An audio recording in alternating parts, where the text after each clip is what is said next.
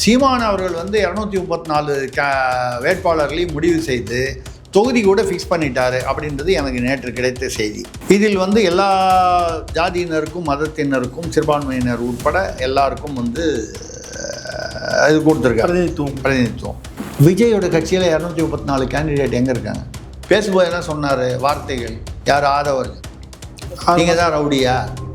6 மாதத்தில் தெரியும் யார் வந்து பெரிய ரவுடின்னு இல்லை யார் ரவுடின்னு. இப்போ என்ன தமிழ்நாட்டு மக்கள் வந்து எம்எல்ஏவை தேர்ந்தெடுக்கிறாங்களா ரவுடிகளை தேர்ந்தெடுக்கிறாங்களா? அவர் பேசுகிற கருத்துக்கள் வந்து விமர்சனங்கள் கடுமையாக இருக்கலாமே தவிர இந்த பண்பு தவறியோ மரியாதை தவறியோ வந்து நான் தமிழண்டா அப்படிம்பாரு. ஆனால் வந்து ஒரு முதல்வரையோ ஒரு துணை முதல்வரையோ ஒரு அமைச்சரையோ பார்த்து இல்லையோ எதிர்கட்சி தலைவரையோ பார்த்து வாடா போடான்னு பேச மாட்டாங்க. அந்த இடத்துல பண்பை வந்து மெயின்டைன் பண்ணுறாரு.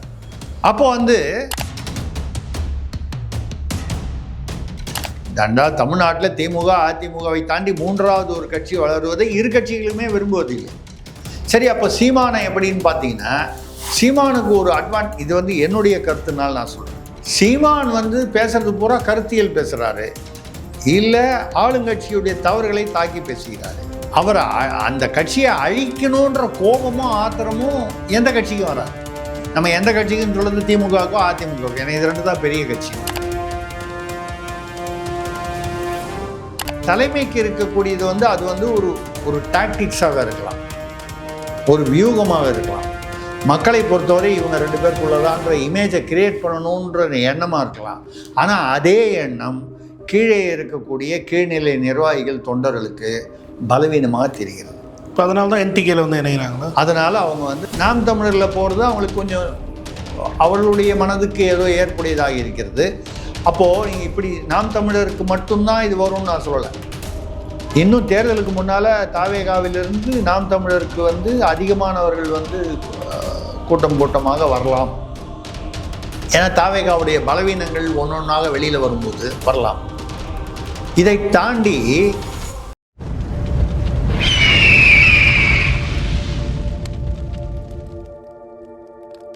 அரசியல் கருட நேயர்களுக்கு வணக்கம். இன்று நம்மோடு இணையும் சிறப்பு விருந்தினர் மூத்த பத்திரிகையாளர் திருசக்தியார் அவர். வணக்கம் சார். வணக்கம் சரண், சொல்லுங்கள் சார். தாவேக்காவோட வரவுக்கு பின் வந்து நாம் தமிழர் கட்சி இருக்க எல்லாமே காணாமல் போயிடும் அப்படிலாம் சொல்லிட்டு பல பேர் வந்து பேசிகிட்டு இருந்தாலே, இப்போ தாவேக்காவோட முக்கிய நிர்வாகிகள் பலர் வந்து நாம் தமிழர் தொடர்ச்சியாக இணைவது வந்து பார்க்குது. இப்போ தற்போது கூட ராணிப்பேட்டை மாவட்ட தாவேக்காவோட வழக்கறிஞர் அணி தலைவர் வந்து அவரோட ஆதரவாளரோட சேர்ந்து நாம் தமிழர் வந்து இணைஞ்சிருக்காங்க. இதெல்லாம் எப்படி சார் பார்க்குறீங்க? ராணிப்பேட்டையில் நடந்தது ஒரு நிகழ்வு அப்படின்னு அது ஒரு தனி நிகழ்வுன்னு வச்சுக்கிட்டா, ட்ரெண்ட் என்ன, அந்த ட்ரெண்டுக்கு காரணம் என்ன? நம்ம அரசியல் ஆய்வாளருங்கிற முறையில் அப்படி தான் நம்ம பார்க்கணும். இங்கே ஒருத்தர் வந்தார், ஒருத்தர் அப்படி கேட்டால் உடனே வந்து சீமான்கிட்டேருந்து எவ்வளோ பேர் வெளியே போயிருக்காங்கன்னு கேட்பாங்க. வெளியே போனவங்க சில பேர் திரும்பி வந்திருக்காங்க. ஒரு கட்சியிலேருந்து வெளியே போகிறதோ இல்லை திரும்பி வர்றதோ இல்லை வெளிக்கட்சியிலேருந்து வர்றதோ இது வந்து அரசியல் களத்தில் சாதாரணமான விஷயம்.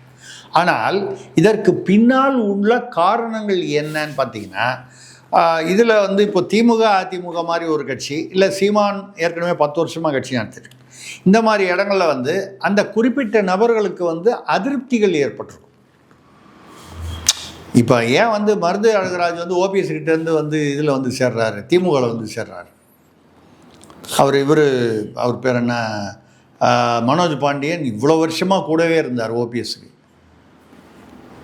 இனிமேல் இந்த கட்சி வந்து அவ்வளவாக எடுபடாது, ஓபிஎஸ்ஸுடைய அரசியல் எடுபடாது, அவருடைய அந்த கிட்டத்தட்ட பீரியட் முடிஞ்சு போச்சு அப்படிங்கிற முடிவு வரும்போது, நமக்கு உள்ள எதிர்காலத்தை ஏன் நம்ம அரசியல் எதிர்காலத்தை நம்ம ஏன் கெடுத்துக்கணும்? இப்போ வேறு எங்கேயாவது போய் சேரலான்னும் போது, வேறு எங்கேயாவதுன்னு வரும்போது அவங்களுக்கு பல காரணங்கள். இப்போது இவரை எடுத்துக்கிட்டிங்கன்னா, மனோஜ் பாண்டியன் எடுத்துக்கிட்டிங்கன்னா, அவர் வந்து அதிமுகவில் அதாவது எடப்பாடி கூடவும் சேர்ந்துருக்கலாம், நம்ம சேரணும்னு சொல்லலை, அவருடைய விருப்பம். திமுகவில் சேர்ந்தால் ஒரு கால் அங்கே அவர் வந்து பிஹெச் பாண்டியன் அவர்களுடைய மகன் இவர் மனோஜ் பாண்டியன் வழக்கறிஞர், அப்படிலாம் இருக்கும் பொழுது நாடார் இனத்தை சேர்ந்தவர். அப்படி வரும்போது ஒரு கால் கனிமொழி, ஒரு கால் அவங்கள வந்து ஒரு தொடர்பாக ஒரு பாலமாக இருந்து பண்ணியிருக்கலாம். இல்லை நாடார் இனத்தை சேர்ந்தவர்களில் வந்து இப்போ இருக்கிறவங்கள வந்து கொஞ்சம் கம்மியாக தான் இருக்காங்க திமுகவில், இருக்காங்க. அனிதா ராதாகிருஷ்ணன்லாம் இருக்கார், நிறைய பேர் இருக்காங்க அந்த மாதிரி. அங்கே போனால் எதிர்காலம் இருக்குன்னு அவர் நம்புகிறாரு. இது ரைட்டாக தப்பா அது எப்படி நடக்கும்ன்றதெல்லாம் போக போக தான் தெரியும் அரசியலில். அப்படி வந்த செந்தில் பாலாஜி தானே கிட்டத்தட்ட நிழல் முதலமைச்சராக வந்து செயல்பட்டு கொண்டு, அமைச்சராகவே இல்லாமல் ஆனால் ஒரு அமைச்சரை விட மிகவும் அதிகமான பவர், எல்லா அமைச்சருக்கெல்லாம் அமைச்சர், சூப்பர் அமைச்சராக செயல்பட்டு கொண்டிருக்கிறார். எங்கிருந்து வந்தார்? அதிமுக. சேகர் பாபு கிட்டத்தட்ட வந்து அவர் இப்போது ஆராசாவோட அவருக்கு பிரச்சனை, இன்னும் அவர் பேர் என்ன, தியாகராஜன், பிடிஆர் தியாகராஜனோட பிரச்சனை, ஏவா வேலுவோட பிரச்சனை, உதயநிதி கூடவே பிரச்சனைன்ற மாதிரிலாம் கூட சொல்லுவாங்க. அந்த மாதிரி வந்து பிரச்சனை, இன்னும் யாரோ ஒரு நிர்வாகியோட பிரச்சனை, இப்படி வந்து இத்தனை பேரோட பிரச்சனை ஆனாலும் அவர் வந்து அங்கே தாங்குறாருன்னா அவர் அங்கே கிச்சனுக்கு ரொம்ப வேண்டியவர். நான் என்ன அது சொல்லணும்னா, யாருக்கு வேண்டியவர்கள்லாம் தாண்டி வெளியிலேருந்து வந்தவங்க வந்து எப்போவுமே அது ஒரு மரியாதை இருக்கும். அதுதான் நான் கூட வேறு ஒரு நிகழ்வில் சொன்னேன். மாற்றான் தோட்டத்து மல்லிகையும் மணக்கும்னு அண்ணாதுரை என்றைக்கு சொன்னாரோ அதெல்லாம் வந்து கரெக்டாக ப்ரூவ் பண்ணிகிட்ருக்காங்க. இங்கேயே நம்ம தோட்டத்திலேயே வளர்ந்ததை விட மாற்றான் தோட்டத்து மல்லிகை தான் அதிகமாக மணக்குதுன்னு சொன்னார் அண்ணாதுரை. அவர் எந்த அர்த்தத்தில் சொன்னாருன்னு தெரியல, இவங்க இந்த அர்த்தத்தில் எடுத்துக்கிட்டாங்க. ரைட்டு. இப்போ இந்த தாவேகா விஷயத்துக்கு வந்தீங்கன்னா, இந்த குழப்பத்திற்கும் இந்த ஒரு மன மாற்றம் இவர்களுக்கு ராணிப்பேட்டையில் மட்டும் இல்லை, இதுக்கு முன்னால் கூட வேற எங்கேயோ ஒரு 100 பேர் சேர்ந்தாங்கன்னு ஒரு 2-3 இடத்துல நான் ஒரு சமீபத்தில் இந்த பொதுக்குழு நடந்ததுக்கு பிறகு இது நடக்குது. தாவேகாவோட பொதுக்குழு சொல்கிறேன். தாவேகாவுடைய அந்த பொதுக்குழு அந்த இது நடந்துச்சு இல்லையா, சென்னையில் நடந்துச்சு, மகாபலிபுரத்தில். அதான் அதுக்கப்புறம் கரூருக்கு அப்புறமே குழம்பி போயிருந்தாங்க. நிறைய பேர் எதிர்பார்த்தது வந்து பாஜக அணியில் சேர்ந்துருவாங்கன்னு. ஆதவ அர்ஜுனா அதுக்காக தான் டெல்லியில் போய் எல்லாரையும் போய் பார்த்தாரு. பாஜகவில் அமித்ஷா வரைக்கும் மறைமுகமாகவோ நேரடியாகவோ தொடர்பு கொண்டு பார்த்தாங்க. அவங்களுடைய பாதுகாப்பு வேணும்னு கேட்டாங்க, போனாங்க, வந்தாங்க. அப்படின்றது பரவலாக பேசப்பட்டு கிட்டத்தட்ட வந்து தாவேகாவோட அதிமுக தலைமையிலான தேசிய ஜனநாயக கூட்டணி சேர்ந்துருது. அப்படி சேரும்போது விஜய் மற்றும் அவர்களுடைய கட்சிக்கு வந்து ஒரு பெரிய மத்திய அரசு அப்படிங்கிற ஒரு பாதுகாப்பு கிடைக்குது. அப்போ அந்த தொண்டர்கள் என்ன நினச்சாங்க, என்டிஏல இணைஞ்சிருவார். அதான் என்டிஏ அப்படி இணைஞ்சா நமக்கு மத்திய அரசு அந்த பக்கம் பாதுகாப்புக்கு இருக்குன்னா, அப்போ திமுக அரசு வந்து இப்போ கரூரில் வந்து செந்தில் பாலாஜியுடைய ஆட்கள் தான் வந்து பிரச்சனை பண்ணாங்க, அவர்கள் தான் வந்து இந்த நெரிசலுக்கே வந்து தூண்டி விட்டாங்கன்னு சொல்கிற ஒரு தரப்பு வாதம் இருக்குது. அந்த வாதத்தில் இருக்கிற உண்மைகள் எவ்வளவு மிகைப்படுத்தப்பட்டவையா, உண்மையே இல்லையா, இல்லை சில விஷயம் உண்மையான்றதெல்லாம் சிபிஐ விசாரணைக்கு அப்புறம் தான் நம்ம ஒரு முடிவாக சொல்ல முடியும். இப்போ குற்றச்சாட்டுகள் இருக்குது. அவங்க பதிலுக்கு விஜய் வந்து அவர் சரியாக நிர்வாகம் பண்ணலைன்னு பொதுவாக நம்மளே பேசுகிறோம். ஐயா, திமுக அரசும் தப்பு, காவல்துறை பண்ணது தப்பு, கோட்டை விட்டாங்க, இல்லை கவனமின்மையினாலும் தப்பு, வேண்டுமென்றே விட்டிருந்தால் அது சதின்னு வந்துடும். நம்ம அப்படி சொல்லலை, தெரியல நமக்கு. இன்னொரு பக்கம் யூகங்கள் வந்து விஜய் வந்து முறையான இதில் வந்து நிர்வாகிகளை வந்து கரெக்டாக வச்சு அப்பாயின்ட் பண்ணி கூட்டத்தை ஒழுங்குபடுத்தியிருக்கணும், சரிப்படுத்தியிருக்கணும், நெறிமுறைப்படுத்தியிருக்கணுன்றது. அது மக்களையும் நம்ம சொன்னோம். அது ஏன் போய் ஒரு வந்து வேடிக்கை பார்க்கறதுக்காக அவ்வளோ பேர் போய் உயிரை பணைய வச்சாவது போய் பார்க்கணும், உயிரை கொடுத்தாவது போய் பார்க்கணும்னு என்ன இருக்குது? பார்த்து போய் பணம் வந்துச்சு, 20 லட்சம் வந்துச்சு, 30 லட்சம் வந்துச்சு, போன உயிர் திரும்பி வருமா? இப்போது எம்ஜிஆர் கூட 1972 வந்து முதல்ல திண்டுக்கல்லில் மாநாடு வச்சார், கட்சி ஆரம்பித்தோன்னே. அப்போ தான் அந்த மாயத்தேவர் அங்கே நிற்க வச்சு ஜெயிக்க வச்சார் இடைத்தேர்தலில். அப்போவே லட்சக்கணக்கான மக்கள் எம்ஜிஆருக்கு கூட்டினாங்க. எம்ஜிஆருக்கு எப்போவுமே அவருக்கு அந்த முகராசின்னு சொல்லுவாங்க, அந்த முகராசி அவர் நடித்த படம் பேரும் அதான். அது அந்த மாதிரி வரும்பொழுது சுப்பிரமணியம்னு ஒரு இளைஞர் வந்து அதில் நெரிசலில் இறந்து போயிட்டார். அப்போ கலெக்டராக இருந்த ஒரு அம்மா, அவங்க பேர் மறந்துட்டேன், அவங்க வந்து இப்போது ஒரு பேட்டி கொடுத்துருக்காங்க ஏதோ ஒரு யூடியூப்பில். 85 வந்து 85 வாக்கில் 84 85 வாக்கில் மதர் தெரசா பல்கலைக்கழகம் கொடைக்கானல் திறக்கிறாங்க. எம்ஜிஆர் சிஎம் ஆகிட்டார். திறக்க போகும்போது இந்த கலெக்டர் போகிறாங்க, இவர் போகிறார். காளிமுத்து அவர்கள் அமைச்சராக இருக்கிறார். உங்களுக்கு தெரியும்னு நினைக்கிறேன், சீமானுடைய மாமனார் தான் காளிமுத்து அவர்கள். காளிமுத்து அவர்கள் வந்து அப்போது அமைச்சராக இருக்கும்பொழுது நான் அப்போ பேங்க்கில் இருந்தேன். எனக்கு என் தொடர்புகள் இருந்தது ஒரு நட்பு ரீதியில். என்ன இதுக்காக சொல்கிறேன்னா, காளிமுத்து இந்த கலெக்டரு எம்ஜிஆர் 3 பேரும் ஒரே காரில் போகிறாங்க. அப்போல்லாம் வந்து இந்த ஒரு தலைவரோட ஒரே காரில் போகிறதெல்லாம் உண்டு. இப்போல்லாம் தலைவர்னால் அவர் மட்டும்தான் போவார், பின்னால் 10 காரில் ஒருத்தராக வருவாங்க. இதெல்லாம் ட்ரெண்டு மாறி போச்சு. அப்போது போகும்போது அந்த வத்தலகுண்டுக்கிட்ட எங்கேயோ போகும்போது, இங்கே தான் 1972 12-13 வருஷத்துக்கு முன்னால் ஒரு சுப்பிரமணியன்னு ஒரு பையன் இறந்துட்டார் பாவம். இப்போ தான் கல்யாணம் ஆகி 6 மாதம்தான் ஆச்சான். அந்த குடும்பம் எப்படி இருக்குது என்னன்னு நீங்கள் எதாவது விசாரிச்சிங்களா, எதாவது தெரியுமா அப்படின்னு கலெக்டர் கேட்டிருக்கேன். சார் நான் இப்போ தாங்க கலெக்டராக வந்தேன். 72னா 10-12 வருஷம் முன்னால் யார் கலெக்டராக இருந்தாங்க என்னன்னு தெரியல, நான் வேணால் விசாரிக்கிறேன்.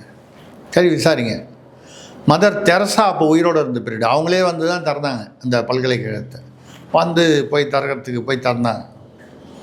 அப்போது எம்ஜிஆர் என்ன பண்ணாராம், அந்த பல்கலைக்கழகம் திறக்கும் விழா, அது வந்து பெண்களுக்கான பல்கலைக்கழகம், மதர் தெரசா பல்கலைக்கழகம், கொடைக்கானல் விழாவில் வந்துட்டு நான் ஃபஸ்ட் ரோவில் உட்காந்துக்கிறேன். கலெக்டரை கூப்பிட்டு மதர் தெரசாவை கூப்பிட்டு மேடையில் வச்சு நீங்கள் பல்கலைக்கழகம், அது என்ன ஒரு ரிப்பன் வெட்டுவாங்க, ஒரு படம் திறப்பாங்க, வழக்கமான கல்வெட்டு மாதிரி இருக்கும், அதை திறப்பாங்க ஸ்க்ரீன். நீங்கள் திறங்க, நான் ஃபஸ்ட் ரோவில் உட்காந்து. என்னங்க நீங்கள் சிஎம், உங்களை பார்க்க லட்சக்கணக்கான மக்கள் வந்திருக்காங்க, நீங்கள் மேடையில் உட்காராமல் கீழே உட்காந்து நான் போய் மதர் தெரசா ஒரு பெண் என்கிற முறையில் வயதானவர் அவர் கூட போய் அவங்க பண்ணுறாங்க. ஆனால் இது சரியாக இருக்குமா அப்படின்னும் போது அது காரணம் சொன்னாராம், இதில் இந்த கூட்டத்தில் என்ன பார்க்குறீங்கன்னா, உங்களுடைய ரசிகர்கள் உங்களுடைய தொண்டர்கள் லட்சக்கணக்கில் வந்திருக்காங்க, வழக்கம் போல் உங்களுக்கு தான் எப்பவும் வருவாங்க, நீங்கள் சரியாக கவனிக்கல. ஒரு பகுதியில் பாருங்கள், அங்கங்கே கன்னியாஸ்திரிகள் வந்திருக்காங்க சர்ச்சுகள்லேருந்து. எதுக்காக வந்திருக்காங்க, அவங்களோட வாழ்க்கையில் ஒரு முறை வந்து மதர் தெரசாவை நேராக வந்து மேடையில் பார்க்கணுங்கிறது அவங்களுடைய ஆசை. போப்பாண்டவரை பார்க்கணுன்னு சில அந்த மாதிரி மதர் தெரசா இன்னும் போப்பாண்டவரை விட அதிகமான ஒரு பிரபலமாக இருந்தவர். அவர் அர்ஜென்டினா நாட்டை சேர்ந்தவர். இங்கே வந்து இந்தியாவில் வந்து பல தொண்டுகள் புரிந்தார். அவரை புகழ்பவர்களும் உண்டு, சில பேர் விமர்சனம், அதெல்லாம் தாண்டி விட்டுருங்க. இந்த அரசியலை தாண்டி ஒரு என்ன சொல்கிறது, மதமாற்றம்னு சொல்லி அவர் பண்ணாங்கன்னு ஒரு விமர்சனங்கள் உண்டு. அதே சமயம் ஏழைகளுக்கு உதவினார் அப்படின்னு சொல்லி பல உதவிகளும் செய்திருக்காங்க. அப்போது வந்து மதர் தெரசாவை அவர் மிகப்பெரிய ஒரு பிரபலம். மதர் தெரசான்னா கிட்டத்தட்ட கடவுள் மாதிரி கும்பிட்றவங்க அப்போவும் இருந்தாங்க. அப்போது அந்த கன்னியாஸ்திரிகளை அவங்க பார்க்க வந்திருக்காங்க, என்ன பார்க்க வரல. இப்போ நான் மேடையில் ஏறினா என் தொண்டர்களாக விசில் அடிப்பான், குதிப்பான், ஏந்திரன்னு கத்துவான். இதை பின்னால் உட்காந்துக்கிற கன்னியாஸ்திரிகளாக வந்து மதர் தெரசாவை நேரடியாக ஒரு முறையாவது கண்ணால் காண வேண்டும் என்று வந்திருக்கிறார்கள். இவங்களால் பார்க்க முடியாது. அவங்க வந்து கன்னியாஸ்திரின்றதுனால அமைதியாக உட்காந்துட்டு அப்படியே போயிடுவாங்க. அவளுக்கு ஏமாற்றம் வந்துவிடும். அதனால் நீங்கள் போய் பண்ணுங்கள், மதர் தெரசாவை யார் பார்க்க வந்திருக்கிறார்களோ அத்தனை பேரும் அவர்கள் பார்க்கட்டும். நான் தான் ஏதோ மாறி மாறி மீட்டிங்கில் பேசிக்கிட்டு இருக்கேன்ல அப்படின்னு சொல்லிவிட்டு இதெல்லாம் வந்து முடிஞ்சது, அதெல்லாம் திறந்து முடிஞ்ச உடனே ஒரு தூரம் மேடையில் ஏறி அப்படியே ஒரு கையாட்டிட்டு வந்துட்டார். அப்போ என்ன அவர் திங்க் பண்ணார் பாருங்கள். இந்த கூட்டத்தில் வந்திருப்பவர்களில் கன்னியாஸ்திரிகள் இருக்கிறார்கள் என்பதை கலெக்டர் பார்க்கல. அந்த கலெக்டர் அம்மா இப்போ பேசுது, போன வாரம் பேசியிருக்குது. அந்த அம்மா அந்த ஒரு வார்த்தையை சொல்லியிருக்கு. அப்போ இருந்த தலைவர் எம்ஜிஆருக்கு இப்படி ஒரு மனிதாபிமானம் மட்டும் இல்லாமல் இந்த சாதுரியம் இருந்தது, இந்த அப்சர்வேஷன் பவர். அவங்க எதுக்கு வந்திருக்காங்க, மதர் தெரசாவை பார்க்க. இந்த தொண்டர்கள்லாம் என்ன பண்ணுவானுங்க, ஏறி வைப்பான், அவனை ஒன்றும் பண்ண கொஞ்சம் தான் கண்ட்ரோல் பண்ண முடியும் அப்படின்னு சொல்லி அங்கே ஒரு நெரிசல் ஏற்படாமல், உண்மையிலேயே வந்து அங்கே வந்து இந்த பெண்கள், கன்னியாஸ்திரிகள் என்பவர்கள் பெண்கள் தான், அவங்க வந்து இருக்கும்போது ஒரு நெரிசல் ஏற்பட்டால் இந்த பெண்கள் சிக்கிக்கொள்வார்கள். கன்னியாஸ்திரியாக இருந்தாங்கன்னா யாராக இருந்தாங்க அவர்கள் சிக்கிக்கொள்வார்கள். அது நடக்கக்கூடாது என்பதற்காக அதை வந்து பண்ணார். இதே மாதிரி ஒரு ஆட்டோ ஒன்று முன்னாலேயே ஒரு இவருடைய கான்வாயில் வந்து ஒரு ஆட்டோக்காரனை வந்து இடிச்சிட்டான். அந்த ஆட்டோக்காரனை அடிச்சிட்டாங்க எம்ஜிஆருடைய, அது பின்னால் அந்த கான்வாயில் போகிற அந்த தொண்டர்கள், அந்த நிர்வாகிகள். இவருக்கு தெரியாது, இவர் பின்னால் என்ன நடக்குதுன்னா 4 வண்டிக்கு பின்னால் 5வது வண்டியில் என்ன நடக்குதுன்றது முன்னால் உட்காந்தா தெரியாது. இல்லைங்க ஏதோ ஒரு ஆட்டோக்காரன் அந்த ஒன்றும் இல்லை பிரச்சனைன்ட்டாங்க. அப்புறம் விசாரித்தா அவனை வந்து போட்டு நல்லா சாத்திருக்கானு. நம்ம திருமா பாஷையில் 4 அடி அடிச்சிருக்காங்க, ஒழுங்காக கூட அடிக்கலை, ஏதோ ஒன்று அடிச்சிருக்காங்க. அப்புறம் கூப்பிட்டு கண்டிச்சிருக்காரு அந்த நிர்வாகிகளை, ஏன் அந்த மாதிரி பண்ணீங்க? அவன் அப்படியே வந்து தவறாக இடிச்சிருந்தா கூட வேணும்ட்டு வந்து இடிச்சிருக்க போகிறது இல்லை, ஏதோ இடிச்சிட்டான், அவனும் மனுஷன் தானே அப்படின்னு சொல்லிட்டு அவனை போய் கூப்பிட்டுவாங்க. மறுநாளைக்கு அவனை கூப்பிட்டு அவங்க கூட உட்கார வச்சு அவங்க கூட விருந்து சாப்பிட்டு அவங்க கூட புகைப்படம் எடுத்துக்கிட்டு அவங்க கையில் ஏதோ ஒரு பணம் கொடுத்து, அவன் ஏதோ சொல்லியிருக்கான் வாடகை ஆட்டோ தான் டெய்லி, அப்போ அந்த ஒரு நாளைக்கு 65 ரூபாய்க்கு வாடகை கொடுக்குறான் ஆட்டோ, அவனுக்கு சொந்த ஆட்டோ வாங்குறதுக்கு ஏற்பாடு பண்ணுங்கன்னு அவருடைய பணத்துலேருந்து, அரசாங்க பணத்துலேருந்து. இப்படி இப்போ இதே மாதிரி பண்ணும்போது என்ன பண்ணியிருக்காரு எம்ஜிஆர், இந்த கலெக்டர் அந்த அம்மா இப்போ போன வாரம் பேசியிருக்காங்க, இப்போ வர்ற தலைவர்கள்லாம் வந்து பாதிக்கப்பட்டவர்கள்லாம் எங்கள் வீட்டுக்கு வாங்க, நாங்கள் வந்து ஆறுதல் சொல்கிறோன்றாங்க. அவங்க யாரை சொல்கிறாங்கன்னு நமக்கு தெரியுது. அப்போ அந்த சுப்பிரமணியத்தை பற்றி விசாரிங்கன்னு சொன்னார்ல, இவர் மேடைக்கு அந்த மத தெரசா அந்த மேடையோ இல்லை வேறு ஏதோ ஒரு மேடையோ வரும்போது இந்த அம்மா கலெக்டராக தான் இருக்காங்க, இவங்க அப்போ கலெக்டர்னால் சிஎம் வரும்போது இருப்பாங்கல்ல, மேடைக்கு போகும்போது திடீர்னு ஒரு பெண் வந்து வராங்க, போலீஸ்காரங்க தடுத்து பின்னால் அனுப்புகிறாங்க. என்னன்னு கேட்டாங்க. இவங்க அதை ஒரு பெண்ணுன்றதுனால இவங்களும் அந்த பெண் என்னம்மா வேணும், தலைவரை பார்க்கறதுக்காக வந்திருங்க, இல்லை நீ யார், எதுக்கு, ஏதாவது மனு வச்சுருக்கியா, மனுவை கொடுத்துரு, நான் கலெக்டர். இல்லை திண்டுக்கல் 1972 கூட்ட நெரிசலில் இறந்து போன சுப்பிரமணியத்தோட மனைவி நான். ஐயா இப்போ தானே அவர் காரில் வரும்போது பேசினார், அந்த சுப்பிரமணியம் வந்து எங்கே இருக்கான்னு தெரில, அவர் எங்கன்னு பார்த்து ஏதாவது தெரிஞ்சதுன்னா உதவி, அதாவது உங்களால் பாருங்கள் விசாரிங்கன்னு ஏதோ அதை பற்றி பேசினார். எதாச்சியா உடனே என்ன பண்ணால் கைப்பிடிச்சி கூப்பிட்டு போயிருக்காங்க சிஎம்கிட்ட. போகிற வழியில் கேட்டிருக்காங்க, போகிற வழியில் அந்த டிஸ்டன்ஸில், நீங்கள் எப்படி இருக்கீங்க, நல்லா இருக்கீங்களா, உங்களுக்கு ஒன்றும் குடும்பத்தில் பிரச்சனை இல்லையா? எங்களுக்கு என்னங்க பிரச்சனை, தலைவர் எம்ஜிஆர் தான் எல்லாம் பார்த்துக்கிறாரு, மாதம் என் பிள்ளைங்க படிப்புக்கெலாம் அவர் தான் பணம் அனுப்புகிறாரு, குடும்பத்துக்கு அவர் தான் வீட்டு வாடகை எல்லாமே அவர் தான் அனுப்புகிறாரு, புருஷன் இல்லையன்ற குறையை தவிர எல்லாமே அவங்களாம் படிக்க வச்சு இந்த பொண்ணு தாங்க 13 வயசு, அப்போ 72, அப்போ அது புருஷன் இறக்கும்போது அந்த அம்மா கர்ப்பமாக இருந்திருக்காங்க. அப்போ பிறந்த குழந்தைன்னா 73 பிறந்திருந்தா கூட 50 வயசு இருக்கும். அந்த அப்போ 85 ஒரு 13 வயசு அப்போ இந்த பொண்ணு தாங்க. ஏன்னா அந்த பொண்ணையும் காமிக்கிறாங்க, நல்லா தான் இருக்கும். அப்போது எம்ஜிஆர்கிட்ட போனோன்னு, என்னம்மா நல்லா இருக்கா, ஏதாவது ஒன்று வேணும்னா உனக்கு இந்த கலெக்டர்மா இருக்காங்க, அவங்க யார் என்னன்னு கேட்டு வச்சுக்க, நீங்கள் நம்பர் வாங்கி வச்சுக்க, நீங்கள் உதவி. அப்புறம் அவங்க திருப்பி வரும்போது கேட்டிருக்காங்க, ஏங்க நீங்கள் ஒன்றுமே தெரியாத மாதிரி 12 வருஷம் எங்கே போனாங்கன்னே தெரியலன்ற மாதிரி ஒரு அர்த்தத்தில் என்கிட்ட வந்து அது என்ன விசாரித்து பாருங்கள் தெரியுமான்னு கேட்டீங்க, நான் தெரியலன்னு சொன்னேன், பாருங்கள் விசாரிங்க அப்படின்னு சொல்லி 19 விட்டுட்டீங்க, இவ்வளோ உதவி பண்ணியிருக்கீங்க, இது அரசு மூலமாக உதவி பண்ணியிருந்தீங்கன்னா எனக்கு தெரிஞ்சிருக்குமே. அரசு மூலமாக பண்ணால் கலெக்டர் மூலமாக தானே பண்ண முடியும். ஈவன் வந்து பேமெண்ட் போகுதுன்னா கூட ஏதோ ஒரு வகையில் தெரியறதுக்கு வாய்ப்பு இருக்குது. இல்லை நான் அரசு மூலமாக பண்ணல, தனிப்பட்ட முறையில் பண்ணுறேன். 13 வருஷமாக அவங்களுக்கு வந்து பண்ணுறாங்க. அந்த பொம்பளை எதுக்கு வந்ததுன்னா, தலைவர் இங்கே எங்கள் ஊர் பக்கம் வராரு, அவரை பார்த்து ஒரு வார்த்தை நீங்கள் பண்ணிகிட்ருக்கீங்க, இதாங்க அப்போ குழந்தையா நீங்கள் உதவி பண்ண ஆரம்பித்த போது நான் கர்ப்பமாக இருந்து குழந்தை பிறந்து அந்த பிரசவத்துலேருந்து உதவி பண்ணியிருக்கார், அந்த பெண்ணுடைய பிரசவத்துலேருந்து. அப்போ சொன்னாராம், இதையே நீங்கள் என்கிட்ட சொல்லலை, இந்த மாதிரி நான் ஏற்கனவே ஹெல்ப் பண்ணிகிட்ருக்கேன், என்ன தான் நான் ஹெல்ப் பண்ணாலும் அந்த உயிரெல்லாம் திருப்பி, அந்த போன உயிரை என்னால், அவங்க புருஷனை என்னால் திருப்பி தர முடியுமா? இதை போய் பெருமையாக வந்து பேசுகிறதுல அர்த்தம் என்ன இருக்குது? இதுக்கு எதுக்கு விளம்பரம்? இப்போது 4 நாள் முன்னால் அந்தம்மா கலெக்டர் அது யாருன்னு எனக்கு அவங்கள பார்த்த ஞாபகமாக இருக்குது. சாந்தா ஷீலா நாயரா இல்லை அந்த மாதிரி அந்த பீரியடில் இருந்தவங்க யாரோ, எம்ஜிஆர் இருக்கும்போது கலெக்டராக இருந்தவங்க. இப்போ அவங்கள பார்த்தா ஒரு 80 வயசு இருக்கும் போல இருக்கும், அந்த பீரியடில் இருந்தால் 80 இல்லை. எதற்காக சொல்கிறேன் என்றால், இது ஒரு, அது எல்லாரும் வந்து எம்ஜிஆர் ஆகிட முடியாதுன்றதுக்கு இது ஒரு உதாரணம். இதை தாண்டி இப்போ பார்த்தீங்கன்னா பாஜகவுடைய தேசிய அளவில் வந்து ஒரு பாதுகாப்பு இருந்ததுன்னா திமுகவை எதிர்ப்பதற்கு நமக்கு ஒரு வலு இருக்கும் அப்படி யார் நம்பினாங்க? தொண்டர்கள் நம்பினாங்க. அங்கே ஆதவர்ஜுனாவுக்கும் போய் இவருக்கும் மோதல் வந்துருச்சுன்னு சொல்கிறாங்க. யார்? நம்ம விஜய்க்கும் வாடா போடான்னு பேசிட்டாங்கலாம் வந்து சில பத்திரிகைகளில் வந்தது. அது திமுக ஆதரவு பத்திரிகைகள்ன்றதுனால அது எவ்வளோ தூரம் உண்மையாக இருக்கும் இல்லைன்றது நம்மளால் சொல்ல முடியல. திமுக ஆதரவு பத்திரிகை அப்படின்னாலே அவங்க அது திமுக ஐடி விங்க என்ன சொல்லுதோ அந்த வகையில் தான் ஒரு சார்பாக இருப்பதற்கு வாய்ப்பு உண்டு. நம்ம வந்து யாரையும் பத்திரிகைக்காரங்களை குறை சொல்லணுங்கிறது இல்லை.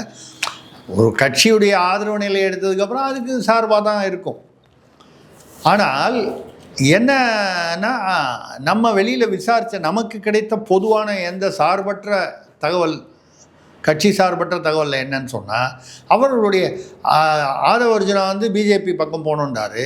அவருக்கு என்ன, அவர் மூலமாக பணம் வரும்னு எதிர்பார்த்ததில் அவருடைய மச்சான் அந்த ஒரு மார்ட்டினுடைய 2வது மகன் ஜோஸ் சார்லஸ் வந்து அவர் வந்து பாண்டிச்சேரியில் முதல்வர் ஆகணும்னு ஆசைப்படுறாரு. அவங்க குடும்பமும் ஆசைப்படுது. பாண்டிச்சேரியில் அதனால் வந்து ஜான்குமாருங்கிற காங்கிரஸிலிருந்து பிஜேபிக்கு வந்த பிஜேபி எம்எல்ஏ வந்து அவர் வந்து இப்போது வந்து ஜோஸ் சார்லஸ் கூட ஒட்டிக்கிட்டு மோடி படத்துக்கு பக்கத்து, அமித்ஷா படத்துக்கு பக்கத்தில் ஜோஸ் சார்லஸ் படத்தை வச்சுருக்காராம். மார்ட்டின் அவர்கள் ஏற்கனவே வந்து அந்த அளவுக்கு பாஜக, தேசிய பாஜக அளவுக்கும் சில ஆயிரம் கோடிகள் தேர்தல் பத்திரம் வாங்கினாருன்னு அப்போ செய்தி வந்துச்சு. திமுக அரசு ஆட்சிக்கு திமுகவுக்கும் தேர்தல் பத்திரம் 570 கோடிக்கு அனுவாங்க. இப்போ மார்ட்டினை பொறுத்த வரைக்கும் அவர் ஒரு வியாபாரி. எந்த கட்சி ஆட்சியில் இருக்கோ அவங்கள வந்து நல்ல விதமாக வச்சுப்பார். ஆனால் அவங்களுக்கு வந்து இப்போ ஆட்சி ஆசை வந்து இருக்கிறது. நம்ம எவ்வளோ நாள் இந்த மாதிரி வியாபாரத்துக்காக பணத்தை அள்ளி கொடுத்துட்டு நம்ம வந்து என்னதான் இருந்தாலும் கை கட்டி நிற்கணும்ல. பணத்தை அள்ளி கொடுத்தா வந்து ஆட்சியில் சேரில் உட்கார்ந்துருக்கிறவங்க தானே. ஆனாண்டப்பட்ட கூட்டணி கட்சிக்காரருக்கே பிளாஸ்டிக் சேர் தானும் போது பணம் கொடுக்குறவங்களுக்கு வந்து அந்த நேரத்துக்கு மரியாதை இருக்கும். பணம் கொடுத்து கொஞ்ச நாள் பொறுத்து அது மறந்துடுவாங்க. நம்ம குடும்பம் ஆட்சிக்கு வரணும், அரசியலுக்கு வரணும் நேரடிக்குன்னு சொல்லி தான் ஒரு பக்கம் ஆதவ அர்ஜுனா வந்தார். அந்த மாதிரி லீமா ரோஸ் வந்து ஐஜேகே பாரிவேந்தர் கட்சியில் இருக்காங்கன்னு நினைக்கிறேன். பையன் ஜோஸ் சார்லஸ் வந்து இப்போ வந்து அரசியல் அவர் தான் சிஎம் ஆகணும்னு. அப்போனா அவன் ஒன்று என்ன பண்ணணும், தனி கட்சி ஆரம்பிக்கணும், இல்லை பாஜகவில் சேரணும். எது வேணாலும் நடக்கலாம். இப்போ பாஜகவில் வந்து போன தடவை 5000 கோடி ஏதோ ஒரு 3000 கோடியோ ஏதோ ஒன்று தேர்தல் பத்திரம் வாங்கினார். இப்போ மறுபடியும் ஒரு 2000 கோடிக்கு தேர்தல் பத்திரம் வாங்கினார், நிதி கொடுக்குறாருன்னா. இப்போ செந்தில் பாலாஜியே வந்து திமுக வந்து என்ன அவர் ஏற்கனவே என்ன தப்பு பண்ணாருன்னு சொல்லி அவரை மாஃபியா கிங்கு, கொடூரமானவர், அவர் சிறைக்கு அனுப்புவோன்னு பேசுனாங்களோ அதே வழக்குக்காக இப்போ வந்து தீரர் தியாகின்னு சொல்லி எதுக்காக பணம் கொடுக்குறாரு. இது எல்லா அரசியல் கட்சிகளிலும் இருக்கக்கூடிய ஒரு சூழ்நிலை. இப்போ பணம் கொடுத்தா அவன் பிஸ்டா. இது இப்போ இல்லை, 15 பேர் வந்து காங்கிரஸ் மாநில ஒவ்வொரு பிரதிநிதிகள்னு சொல்லி காந்தி கூப்பிட்டு யாரை பிரதமராக்கணும்னு கேட்டபோது 13 பேரும் என்னமோ வந்து சர்தார் வல்லபாய் பட்டேலை ஆக்கணும்னு சொன்னால், ஒருத்தர் வந்து நேரு ஆக்கணும்னு சொன்னார், ஒருத்தர் வந்து நடுநிலையாக யாரையும் ஒன்றும் சொல்லலை. கடைசியில் சர்தார் வல்லபாய் பட்டேலை வந்து கன்வின்ஸ் பண்ணி காந்தி என்ன பண்ணிட்டாரு, ஜவஹர்லால் நேரு வந்து பிரதமர் ஆக்கினார். ஏன் ஆக்கினார், என்ன காரணம் சொன்னார், அவங்க அப்பா மோதிலால் நேரு நம்ம கட்சிக்கு ஸ்பான்சரு, டோனரு. ஸோ இந்த டோனருக்கு உள்ள இன்ஃப்ளூயன்ஸ் வந்து ஜவஹர்லால் நேரு காலத்திலேருந்தே, மோதிலால் நேரு காலத்திலேருந்தே இருந்திருக்கு. அப்போது இன்றைக்கி இன்னும் அதிகமாக இருக்கிறதுல ஆச்சரியம் இல்லை. என்ன இதுக்கு நம்ம வர்றோம்னா, இவங்க ஆக மொத்தம் பாஜக பக்கம் போட்டால் ஒரு பெரிய பாதுகாப்பு கிடைச்சிரும்னு தாவேகால தொண்டர்கள் லெவலில் இருந்தாங்க. ஆதவ அர்ஜுனா அதை நோக்கி தான் ஒர்க் பண்ணியிருந்தார். ஆனால் ஜான் ஆரோக்கியசாமி அவர் வந்து, ஏன்னா அவர் ஒரு விஜய்க்கு நெருக்கமான ஒரு இதில் இருக்கிறவர். புஷி ஆனந்த் கொஞ்சம் இப்போ விலகி இருக்காருன்னு சொல்கிறாங்க. இல்லை, விலக்கப்பட்டு இருக்கிறார். விலக்கப்பட்டுனா கொஞ்சம் ஓரங்கட்டு. பாண்டிச்சேரி அரசியலுக்கு அவர் அமைச்சிடலாம் அப்படின்னு விஜய் முடிவு பண்ணியிருக்காரு. ஏன்னா அவர் புஷின்றது பாண்டிச்சேரியிலேருந்து வந்தது தானே, அங்கே உள்ள எம்எல்ஏவாக தானே இருந்தார். அப்போ கொஞ்சம் இங்கே குழப்பம், ஒருத்தருக்கு ஒருத்தர் அடிச்சுக்கிறது, இவங்களுக்குள்ளே உள்ள கருத்து வேற்றுமை குறையும். இப்போ ஆதவ அர்ஜுனா வந்து அவர் ஜோஸ் சார்லஸ் மார்ட்டினோட 2வது பையன் என்ன சொல்லிட்டாரு, அவர் என் தங்கச்சியை என்னமோ கல்யாணம் பண்ணிக்கிட்டார், சகோதரியை கல்யாணம் பண்ணிக்கிட்டார், அவருக்குன்னு ஏதோ ஒரு பணம் எங்கள் அப்பா செட்டில் பண்ணிட்டார், அந்த பணத்தை அவர் என்ன வேணால் பண்ணிட்டு போகிறாரு, விஜய் கொடுக்குறாரு, யார் கொடுக்குறாரு கொடுத்துட்டு போட்டோம், ஆனால் எங்கள் குடும்பத்துலேருந்து அவருக்கு கொடுக்க மாட்டோம், அரசியலுக்காக கொடுக்க மாட்டோம். இப்போ ஆதவ அர்ஜுனா கிட்டே இருக்க இப்போ இந்த 8 கோடி பணம் கூட அவர் தான் கொடுத்ததா சொல்கிறாங்க. இந்த பாதிக்கப்பட்ட மக்களுக்கு எவ்வளோ கொடுப்பாரு, இருக்கிற வரைக்கும் தானே. அவருக்குன்னு அவங்க மாமனார் கொடுத்த சொத்து, அவர் ஒய்ஃபுக்கு மூலமாக வந்த சொத்து எல்லாத்தையுமே தூக்கி விஜய்கிட்ட கொடுத்துருவாரா? அப்போ ஒரு பீரியடில் கேட்க மாட்டாரா? விஜய் வந்து ஜனநாயகன் படத்துக்காக 225 கோடி வாங்கினாருன்னு சொல்கிறாங்க அவருக்கு மட்டும். அது தவிர யாருக்கு கொண்டு போய் விற்றுருக்காங்க? Sun Pictures, satellite rights. DMK எதிர்த்து திமுகவை ஒழிக்கணும்னு சொல்லிட்டு மாறன் வேறு, மாறன் பிரதர்ஸ் வேறு, சன் டிவி வேறு, இவங்க வேறன்னெலாம் சொல்ல முடியாது. அவங்களா வேணும்னா ஒரே குடும்பம்பாங்க, ஒரு சமயம் கிளை குடும்பம். அது மொத்தம் அதுதானே. சன் டிவியில் வந்து திமுகவுக்கு எதிராக ஒரு செய்தி வருமா? அப்படி இருக்கக்கூடிய அந்த சன் டிவியில் அப்போ என்ன சொல்லுவாங்க, ஆமாங்க அவங்கள தவிர வேறு யாருமே ரெட் ஜெயண்ட்டையும் சன் பிக்சர்ஸையும் விட்டால் வந்து தமிழ்நாட்டுடைய 99% சினிமா இண்டஸ்ட்ரியை வந்து கண்ட்ரோல் பண்ணுறவங்க வேறு யாரும் இல்லை. உண்மைதான் அது. நம்ம வந்து அது இல்லைன்னு சொல்லலை, உண்மைதான், வேறு வழி இல்லைன்னு. அப்போது வேறு வழி இல்லை, லாபம் வரணும்னா நீங்கள் தெரியும், விஜயுடைய பட தயாரிப்பாளர் வந்து அவர் இல்லைன்னு சொல்லுவீங்க. பட் இதெல்லாம் அந்த பேக் டோரில் எப்படி வரும்ன்றது எல்லாருக்கும் தெரிஞ்சது தான். இது வந்து ஞானவேல் ராஜா க்ரீன் ஸ்டுடியோஸ் எப்படி வந்து திடீர்னு வந்து தயாரிப்பாளர் ஆனார். அந்த காலத்தில் வந்து மேக்கப் மேனாக இருந்தவங்களாம், நடிகை, பிரபலமான நடிகர் நடிகைகளோட மேக்கப் மேன்லாம் திடீர்னு தயாரிப்பாளர் ஆவாங்க. அர்த்தம் புரியாதா? நான் பொதுவாக சொல்கிறேன், யாரையும் குறிப்பிட்டு சொல்கிறேன். அப்படின்னா என்ன அர்த்தம்? சம்பளம் வாங்குகிற மேக்கப் மேன் திடீர்னு தயாரிப்பாளரானா அந்த நடிகர் தான், அந்த பிரபலம் தான் வந்து பின்னால் இருந்துக்கிட்டு போகிறார். அந்த மாதிரி வரும்போது ஆதவ அர்ஜுனா பாஜக பக்கமும் ஜான ஆரோக்கியசாமி வந்து இல்லை தனியாக நிற்கணும் நம்ம தலைமையில் இப்போ கடைசியில் அங்கே யார் வந்து சொன்னது நடந்ததுன்னா ஜான ஆரோக்கியசாமியுடைய ஆலோசனை தான் நடந்தது. ஏன்னா அவர் முதல்வர் வேட்பாளர்னு அறிவிச்சிட்டாங்க, எல்லாம் அறிவித்து கொண்டார் விஜய். அப்போ பாஜகவோட இல்லைன்னு வேறு போட்டாங்க தீர்மானம், பாஜக அதிமுகவோட இல்லைன்னு. இந்த பக்கம் சேர முடியாது. ஒரு பக்கம் காங்கிரஸ் பேசி கொண்டிருக்கிறது, விடுதலை சிறுத்தைகளும் வந்து விஜயுடன் பேசி கொண்டிருக்கிறார். இது உண்மை. நமக்கு கிடைத்த தகவல்களில் விடுதலை சிறுத்தையில் அவங்க வந்து, ஏன்னா மேக்சிமம் இங்கே 10 சீட்டுக்கு மேலே கொடுக்க மாட்டாங்க இதில் திமுகவில், அங்கன்னா ஒரு 20-25க்கு வாய்ப்பு இருக்குது அங்கே இதில் விஜயோட தாவேக்கால. காங்கிரஸ் வந்து அவங்க ஏற்கனவே கொஞ்சம் அதிருப்திகளில் இருக்காங்க இவங்களோட. செல்வப்பெருந்தகையை தவிர பாக்கி எல்லாரும் அதிருப்தியாக இருக்காங்க. செல்வப்பெருந்தகையே அந்த அது என்ன செம்பரம்பாக்கம் ஏரி விஷயத்தில் அயோக்கியம் யோகியெல்லாம் பேசி அது ஒரு ஒரு ஒரு சர்ச்சை வந்தது. யாரை பேசினாருங்கிறத பற்றி ஒரு ஒரு துரைமுருகனை சொன்னாருன்னு ஒருத்தன், இல்லை அதிகாரி தான் சொன்னார். ஆக அவருக்கும் சில வருத்தங்கள் உண்டு. செல்வப்பெருந்தகை என்னை பொறுத்த வரைக்கும் அடுத்த 2 மாதங்களில் டிசம்பருக்குள்ளே வந்து மாற்றிட்டு மாணிக் தாக்கூரை கொண்டு வந்துருவாங்கன்றது தலைவராக, ஏன்னா ராகுல் காந்திக்கு நெருங்கியவர்ன்றதுனால. இப்போ காங்கிரஸ் தாவேக விசிக ஒரு அணி ஏற்படுவதற்கான ஒரு சில அறிகுறிகள் தென்படுகின்றன. பட் இந்த அறிகுறிகள்லாம் வச்சு இப்படி தான் நடக்கும்னு நம்ம முடிவு பண்ண முடியாது. அது திடீர்னு திமுக வந்து கூட்டணி பலவீனப்படுதுன்னு சொன்னால் விசிக உனக்கு என்ன 20 முடியாது 15 கொடுக்குறேன், சீட்டுக்கு பதிலாக உங்களுக்கு செலவுக்கு ஃபுல்லாக அது ஏதோ சீட்டுக்கு வேறு விதமாக அதை வந்து காம்பன்சேஷன் கொடுக்குறாங்கன்னா, சீட்டு இல்லைன்னா நோட்டு, சீட்டு அதிகமாக நோட்டு அதிகமானு வரும்போது எல்லா கட்சிகளுமே வந்து தேர்தல் செலவுக்கு நோட்டு வேணும். நம்ம வந்து நோட்டு சொல்கிறது வந்து இதுவாக சொல்லலை, நோட்டு இல்லாமல் அரசியல் இல்லையே. அப்படி வரும்போது சரி நோட்டை வந்து தேவைப்பட்ட அளவுக்கு கொடுக்குறாங்களா, அதிகமாகவே கொடுக்குறாங்கன்னா இப்போ சீட்டு குறைச்சிக்கலான்னு கூட போகலாம். காங்கிரஸும் அதே முடிவு கூட வரலாம், போகாமல் இருக்கலாம், வெளியே போகாமல். ஆனால் இப்போ வந்து தாவேக காங்கிரஸ் விசிக அப்படின்னு பேசிக்கிட்டு இருக்கிறது உண்மை. இப்போ தாவேக தொண்டர்களை இப்போ நீங்கள் சொல்கிற அந்த பாயிண்ட்டுக்கு ஏன் வந்து நாம் தமிழருக்கு வர்றாங்க சில பேர் அப்படின்னு சொன்னால், அவங்க ஏன் வந்து தாவேகா தொண்டர்கள் வந்து அப்படி வந்து குழம்பி போகிறாங்க. அதாவது தொண்டர்கள்னால் கீழ்நிலை நிர்வாகிகள்னாலும் தொண்டர்கள். ஏன்னா நமக்கு பாஜக, அதாவது மத்திய அரசு, பாஜகன்னு எடுத்துக்கிறத விட மத்திய அரசுனா பாஜக தானே.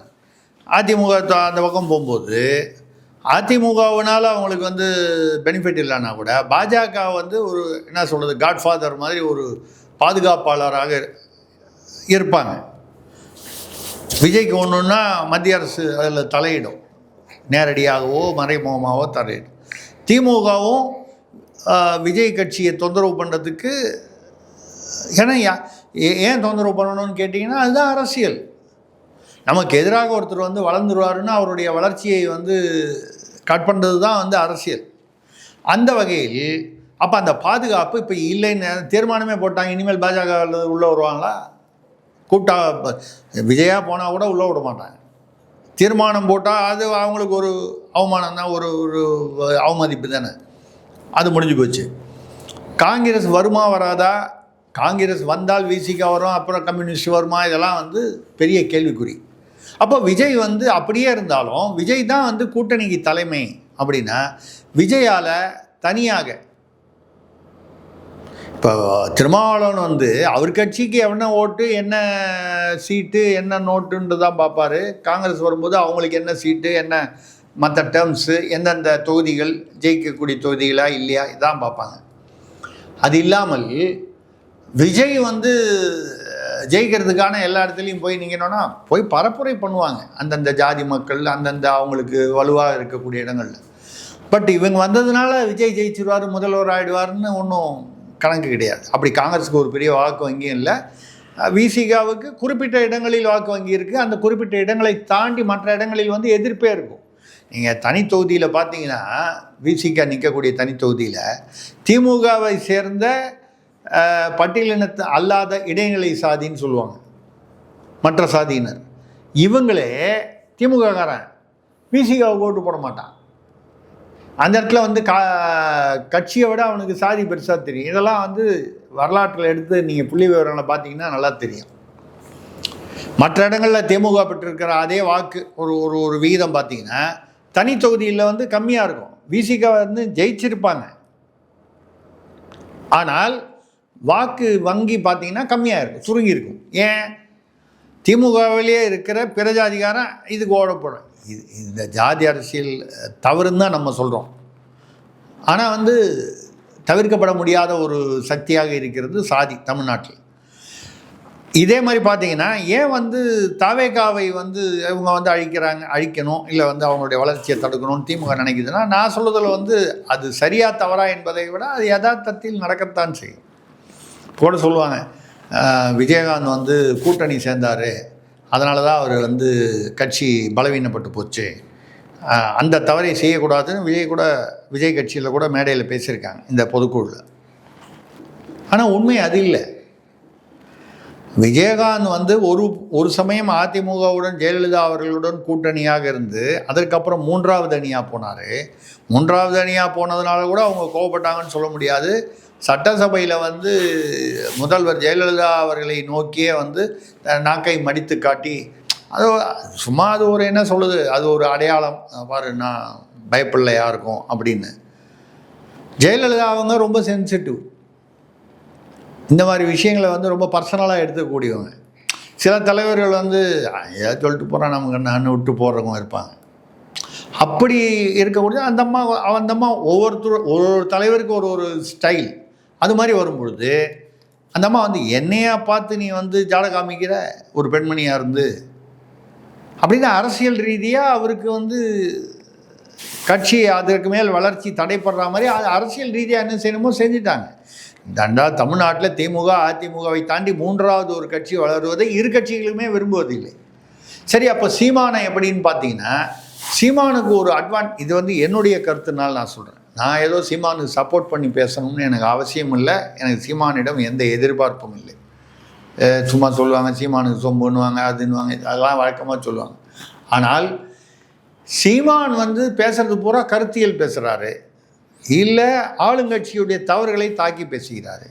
ஆனால் ஒரு இடத்தில் கூட ஸ்டாலினையோ உதயநிதி அவர்களையோ முதல்வர் ஸ்டாலின் அவர்களையோ யாரையும் வந்து பண்பு குறைவாக மரியாதை குறைவாக பொதுவாகவே பேசுவதில்லை. இதை அவருடைய ஒரு ப்ரொஃபைலாக வைத்திருக்கிறார். விஜயகாந்த் அவர்கள் என்னதான் அவர் வந்து மக்களோடு நல்ல தொடர்புடைய ஒரு மக்களாக இருந்தவர், நல்லவர் என்று பெயர் எடுத்தவர். சில சமயம் அந்த உணர்ச்சி வசப்படும் போது அந்த எதிர்த்து அந்த ஒரு கொஞ்சம் அந்த அந்த அந்த நிலையிலிருந்து சற்று விலகி போய்விடு. திட்டும்போது கொஞ்சம் நான் வந்து ஒரு இறந்து போனவரை குறை சொல்லணும்னு சொல்லலை. அவர்கிட்ட நிறைய 90% அவரிடம் நல்ல குணங்கள் இருந்தன. பட் மனிதன் தானே, 100% நல்ல குணம் இருக்கிற மனிதன் யாருமே, நானும் நீங்களும் சேர்த்து யாருமே கிடையாது. அது மாதிரி இருக்கிறது எதிர்பக்கம் இருக்கிறவங்க எப்படி ரியாக்ட் பண்ணுறாங்கன்றதை பொறுத்து இருக்குது. அதை புறந்தள்ளிட்டு போகிறவங்களும் இருப்பாங்க. அந்த மாதிரி வரும்பொழுது விஜய் அவர்கள் அது மட்டும் இல்லாமல் இப்போ பாருங்கள், ஆதவர்ஜுனா என்ன பேசுனார், அது விஜய் பேசுன மாதிரி தானே எடுத்துப்பாங்க வெளியில் உள்ளவங்க. உதயநிதியை பார்த்து சொல்கிற மாதிரி வந்து அதெல்லாம் சொல்லிட்டு வந்து நீங்கள் தான் உதயநிதி இல்லை, செந்தில் பாலாஜியை மனசில் வச்சுக்கிட்டு அவர் தான் எல்லாம் பண்ணார், சரி பண்ணார், கரூரில் வந்து நெரிசலுக்கு காரணம் கிட்டத்தட்ட செந்தில் பாலாஜியுடைய ஆட்கள் தாங்கிற அளவில் பேசினார் யார் ஆதவர்ஜன். அது உண்மையா இல்லையா அது விசாரணைக்கு அப்புறம் தான் தெரியும். உண்மையாகவும் இருக்கலாம், இல்லாமலும் இருக்கலாம், இல்லை ஒரு பகுதி உண்மையாக இருக்கலாம். ஆனால் பேசும்போது என்ன சொன்னார் வார்த்தைகள், நீங்கள் தான் ரவுடியா, 6 மாதத்தில் தெரியும் யார் வந்து பெரிய ரவுடின்னு இல்லை யார் ரவுடின்னு. இப்போ என்ன தமிழ்நாட்டு மக்கள் வந்து எம்எல்ஏவை தேர்ந்தெடுக்கிறாங்களா ரவுடிகளை தேர்ந்தெடுக்கிறாங்களா? யார் பெரிய ரவுடின்னா அப்போ வந்து அது என்ன நகையெல்லாம் போட்டு வருவார். இப்போ கூட அரெஸ்ட் ஆனார் வரிச்சியூர் செல்வமா, அப்புறம் முட்டை ரவியா, புல்லட் ரவியா, எல்லாருக்கும் தான் ஒரு அடைமொழி பேர் வச்சுருக்கேன். அதில் சில பேர் செத்தே போயிட்டாங்க. நான் சொல்லுறது என்கவுண்டர் ஆகிட்டாங்க. நான் சொல்லுறது இந்த மாதிரி ஒரு காலத்தில் அயோத்தியா குப்பம் வீரமணி, இந்த ரவுடியாக வந்து அருவாள் எடுத்தவன் கத்தி எடுத்தவன் கத்தியால் தான் சாவான்னு, அது அப்படி தான் மாஃபியாவாக இருந்தால் அப்படி தான் வரும். யார் பெரிய ரவுடின்னா மக்கள் வந்து இப்போது யார் இருக்கிறதுலையே பெரிய ரவுடியோ அவருக்கு தான் வாக்களிக்கிறதுன்னு அப்படி அதுவாக வந்து ஜனநாயகம். அந்த மாதிரி வந்து யார் பெரிய ரவுடின்னு பேசுகிற அளவுக்கு வந்து பேசும்போது இதெல்லாம் வந்து ஒரு அவர்களிடையே வந்து ஒரு பயத்தை உருவாக்குகிறது. யார் தொண்டர்களிடையே பயத்தை உருவாக்குகிறதுனா இந்த பேசுனதுனால பயம் இல்லை. நான் ரவுடி தான் அவனும் குதிப்பான் சொல்லுவான், அது உண்மை. ஆனால் அந்த பக்கம் சென்சிட்டிவாக திமுக என்ன செய்யும், ஓ நீ ரவுடியா, ரியாக்ஷன் இருக்குமா இருக்காதா? கண்டிப்பாக இருக்கும். இப்போ சீமான் 10 வருஷமாக வந்து கட்சியை வந்து ஒரு நிலையில் தான் ஓட்டுறாரு, பெரிய பிரம்மாண்டமாக வளர்ச்சி அடையலை. 3%லேருந்து 8% வந்திருக்காரு, 8லேருந்து கூட வரலாம். ஆனால் வந்து இவரை அழிக்கணும்னு யாரும் வந்து மல்லு கட்டிட்டு நிற்கலைன்னா அதுக்கு காரணம் வந்து அவர் பேசுகிற கருத்துக்கள் வந்து விமர்சனங்கள் கடுமையாக இருக்கலாமே தவிர இந்த பண்பு தவறியோ மரியாதை தவறியோ வந்து நான் தமிழண்டா அப்படிம்பாரு. ஆனால் வந்து ஒரு முதல்வரையோ ஒரு துணை முதல்வரையோ ஒரு அமைச்சரையோ பார்த்து இல்லையோ எதிர்கட்சி தலைவரையோ பார்த்து வாடா போடான்னு பேச மாட்டார். அந்த இடத்துல பண்பை வந்து மெயின்டைன் பண்ணுறாரு. அப்போ வந்து அவரை அந்த கட்சியை அழிக்கணுன்ற கோபமும் ஆத்திரமும் எந்த கட்சிக்கும் வராது. நம்ம எந்த கட்சிக்குன்னு சொல்கிறது திமுகவுக்கோ அதிமுகவுக்கோ, ஏன்னா இது 2 தான் பெரிய கட்சின்னு சொல்கிறோம். திருப்பி அவங்க தானே பெரிய கட்சி. ஆனால் விஜய் வந்து ஆரம்பத்திலிருந்தே அப்படி ஒரு ஒரு ஒரு அந்த இதை உருவாக்கிட்டு வராரு. அவர் உருவாக்கலைன்னா கூட அவரை சுற்றி இருக்கிறவங்க உருவாக்குறாங்க. இப்படி உருவாக்குறது வந்து அந்த கட்சியை வந்து இழுத்து விடும். இப்போ வந்து பார்த்தீங்கன்னா அந்த அவங்க அந்த தொண்டர்கள் நிர்வாகிகள் கீழ்நிலை நிர்வாகிகளுக்கு என்ன பிரச்சனை, பாஜக பாதுகாப்பு நமக்கு போச்சு, திமுக நமக்கு எதிராக நம்ம எப்படா அடிக்கலாம், எப்படி நம்மளை வந்து வளர விடாமல், அது அரசியலில் சகஜம், அப்படி தான் பண்ணுவாங்க. கமலஹாசன் கட்சி ஆரம்பித்தார், என்ன ஆனார்? அவரே பேசியிருக்காரு, காலி ஆம்புலன்ஸை விடுறது தான் திமுகவோட ஸ்டைலு, கட்சி கூட்டத்தை கலைக்கிறது. எப்போ 2021 பேசியிருக்கார் தேர்தல் போது, இருக்குது வீடியோ. இன்றைக்கும் எடப்பாடியும் அதே குற்றச்சாட்டு தான் சொல்கிறார், காலி ஆம்புலன்ஸை விட்டாங்கன்னு. விஜயும் அதே தான் சொல்கிறாரு. ஆக ஃபார்முலா ஒன்றா தான் இருக்குது. ஆனால் கமலஹாசன் எங்கே போனார்? திமுகவுக்கு போயிட்டார். கட்சி என்னாச்சு? ஒன்றும் ஆளை. அந்த மாதிரி சரத்குமார் கட்சி என்னாச்சு? பாஜகவோட இணைச்சிட்டாரு. ஸோ இந்த 2 பேரை தாண்டி 3வது யாரையும் வளர விடமாட்டேன்றாங்கன்றது நிதர்சனமான உண்மை. அந்த வகையில் இந்த பக்கம் பாஜக இருந்தால் பாதுகாப்பாக இருக்கும், அது இல்லை. திமுக தான் எதிரியாக போச்சு, அவங்கள வேறு நம்ம அதிகமாக திட்டிகிட்டு இருக்கோம். அதிமுக பாஜக ஒன்றா இருக்கிற வரைக்கும் அந்த பக்கம் போகல.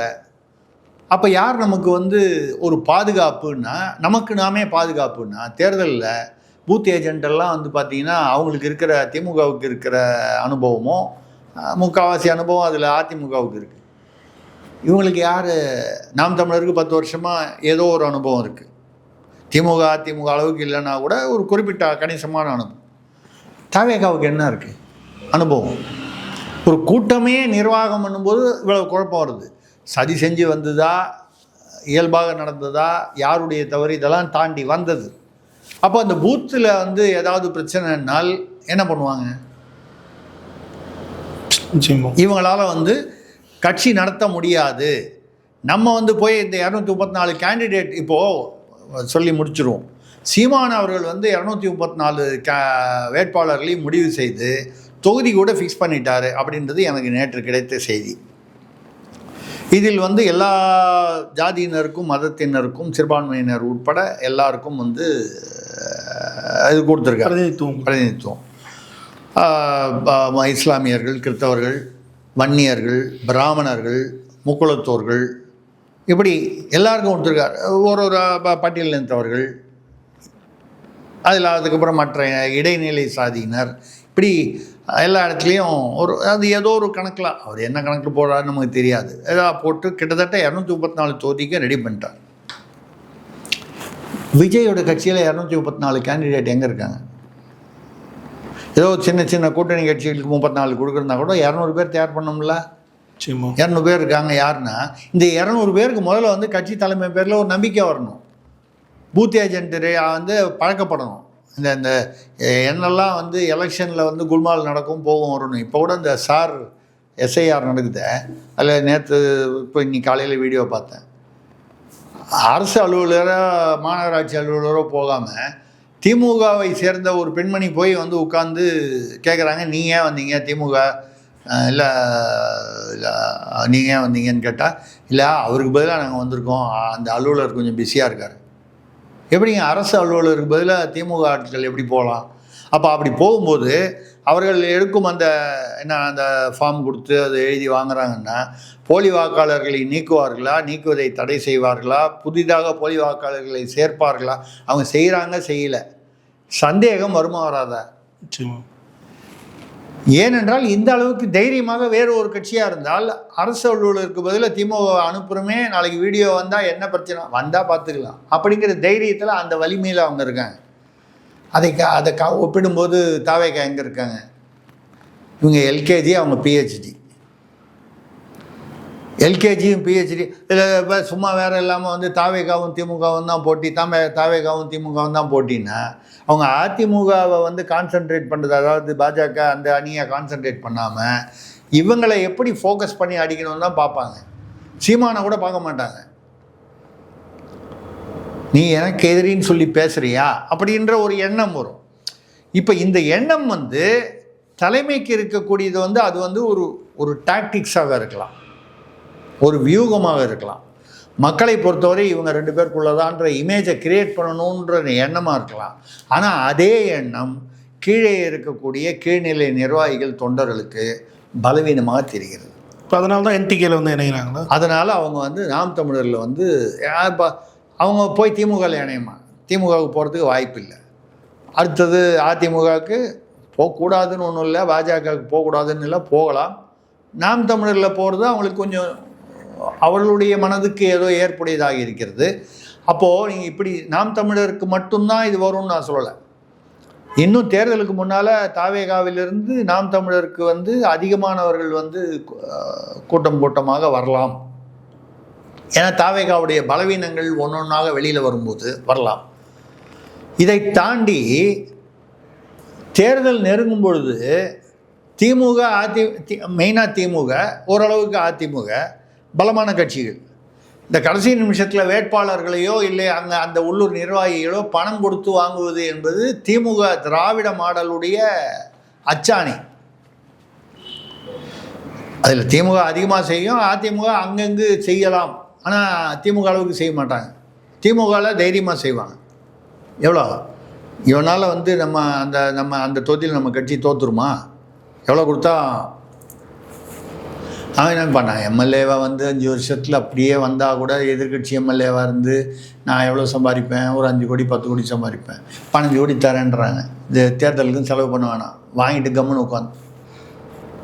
இதில் பீகாரில் நடந்திருக்குல்ல, பிரசாந்த் கிஷோரோட கட்சியோட வேட்பாளர்கள் 4 பேர் வந்து தேர்தல் அன்னைக்கு ஓட்டு போட ஆரம்பித்ததுக்கப்புறம் போய் பாஜகவில் சேர்ந்துட்டான்.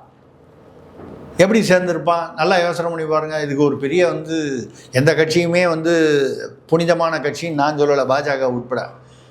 கடைசி நிமிஷத்தில் வந்து வேட்பாளரையே வந்து தன் கட்சியில் சேர்த்துக்கிறாங்கன்னு என்ன, காசு தான் வேலை செய்யுது. அப்போது எந்த கட்சியாக இருந்தாலும் காசு வேலை செய்யும்னா யாருக்கிட்ட அதிகமாக இருக்குது. இப்போ விஜய்க்கு வர வேண்டிய பணம் வந்து மிஷனரிகள் அனுப்புவாங்க. நாங்கள் 14,000 என்ஜிஓ வந்து அவர் தடுத்துட்டார். விஜய்க்காக தடுக்கலை, முன்னாடியே இந்திய அரசு அதுக்கு முன்னாடியே பொதுவாக வந்த அப்புறமே கொஞ்சம் கொஞ்சமாக தடுத்துட்டாங்க. அப்போ அந்த கிறிஸ்டியன் மிஷினரி மதமாற்றத்துக்காக இந்த மாதிரி காரணங்களுக்காக வரக்கூடிய அது கிறிஸ்டியன் மிஷினரி பணமோ இல்லை வெளிநாட்டு பணங்கள் சட்ட விரோதமாக என்ஜிஓக்களை பயன்படுத்தி வரக்கூடிய இதெல்லாம் வந்து தடுத்துட்டாங்க. அப்போ விஜய்க்கு வரக்கூடிய பணங்கள் அங்கே கட்டுப்படுத்தப்பட்டு விட்டன. ஆதவர்ஜுனா பெரிதாக வந்து தருவார்னு எதிர்பார்த்தா அவர் குடும்பத்திலேயே வந்து அவருக்கு எதிர்ப்புகள் இருக்கிறதுனால அதில் ஒன்றும் பெருசாக வராது. ஏதோ வரும், பட் இவங்க எதிர்பார்த்த அளவுக்கு வராது. பணத்துக்கு என்ன பண்ணுவாங்க? சப்போஸ் இங்கே கூட்டணியில் சேர்ந்தால் கூட ஏதோ ஒரு அட்ஜஸ்ட்மெண்ட்டில் அங்கே ஏதாவது எதிர்பார்க்கலாம். திமுகவோட கூட்டணி சேர்ந்தால் ஏதாவது பணம் கொடுப்பாங்க. நீங்கள் தான் திமுகவுக்கு எதிரான்னு சொல்லிட்டீங்க. திமுகவை எதிர்த்து தானே இவ்வளவு அவங்க பண்ணுறாங்க தாவைகள். அப்போ பணம் இல்லை, நிர்வாக அனுபவம் இல்லை. நிர்வாக அனுபவம்னா மேலிருந்து ஆரம்பித்து மேடையில் என்ன பேசணும், அந்த ரவுடி அது இதுன்னு பேசக்கூடாதுன்ற அந்த தலைமையில் ஆரம்பித்து தலைமை நிர்வாகிலேருந்து அடிமட்டத்தில் ஒரு ஒரு ஒரு தம்பி பேசியிருக்கார், தாவேகா தம்பி. 12,000 கோடி வந்து விமான நிலையத்துக்கு ஓசூரில் வந்து முதலமைச்சர் ஸ்டாலினை பார்த்து கேட்கிறேன், இந்த தாவேகா துண்டு போட்டு எங்கேயோ பேசுகிறாரு. அதை கொண்டு போய் ஓசூரில் வைத்திருக்கிறீர்கள், விமான நிலையத்தை தமிழ்நாட்டிற்குள் வைக்காமல் ஓசூரில் வைத்திருக்கிறீர்கள். ஐயா, ஓசூர் தமிழ்நாட்டுக்குள்ளே இருக்குங்க ஐயா. ஓசூர் நிறைய பேர் பெங்களூர் நினச்சிக்கிறாங்க, ஒன்றும் கர்நாடகான்னு பார்டரில் இருக்குது. அப்போ ஓசூர் வந்து தமிழ்நாட்டுக்குள்ளே இருக்கா இல்லையான்னு தெரியாத அளவில் தான் தாவேகா தொண்டர்கள் இருக்காங்க அப்படின்ற ஒரு இமேஜ் வருது.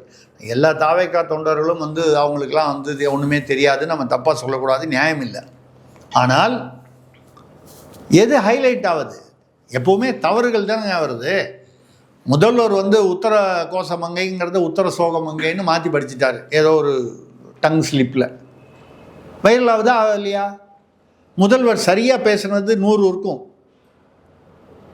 வாய் தவறி தவறாக உச்சரித்ததோ இல்லை மாற்றி சொன்னதோ 10 இருக்கும். இந்த 10 தான் வைரல் ஆகும், இந்த 100 வைரல் ஆகாது. இது இயல்பான விஷயம். ஒரு பெரிய வெள்ளை ஒரு பேப்பர் கொடுத்து A4 சைஸில் ஒரு பேப்பரை உங்கள்கிட்ட கொடுத்து நடுவில் ஒரு கருப்பு புள்ளி சின்னதாக வச்சு இது என்ன கலர்னு கேட்டால் வெள்ளை கலர்னு சொல்ல மாட்டீங்க, உள்ளே இருக்கிற புள்ளியை பார்த்து கருப்பு புள்ளி தான் சொல்லுவீங்க. இது இயல்பு, மனித இயல்பு. அதனால் விஜய் வந்து அதாவது தனியாக நிற்கிறது நாம் வரவேற்கிறோம். விஜய், சீமான், அண்ணாமலை போன்ற புதிய வரவுகள், அதாவது அடுத்த தலைமுறைன்னு சொல்லக்கூடிய இவங்க. அந்த பக்கம் திமுகவில் உதயநிதி வந்துடுறாரு. எடப்பாடி வந்து இந்த சீனியர்னு சொல்லலாம், ரொம்ப சீனியர் இல்லை. இப்போது துரைமுருகன்லாம் கம்பேர் பண்ணும்போது அவ்வளோ வயசு இல்லை அவருக்கு. அப்போ இந்த இளைஞர்கள் அரசியலுக்கு புதிய வரவுகள், அதை இளைஞர்கள்னு சொல்கிறோம். வயதை விட்டுருங்க. இப்போ ராகுல் காந்தியே இளைஞர் தான் சொல்கிறார் 55 வயசில். ஆனால் வந்து அது வயசு பற்றி இல்லை. அரசியலில் புதிய வரவுகள், மாற்றங்கள் இது வந்து வரணும். அதில் விஜய் வந்தாலும் நாம் வரவேற்கிறோம், விஜயை எதிர்க்கவில்லை. விஜயோ சீமானோ அண்ணாமலையோ இல்லை வேறு யாருமோ உதயநிதியோ.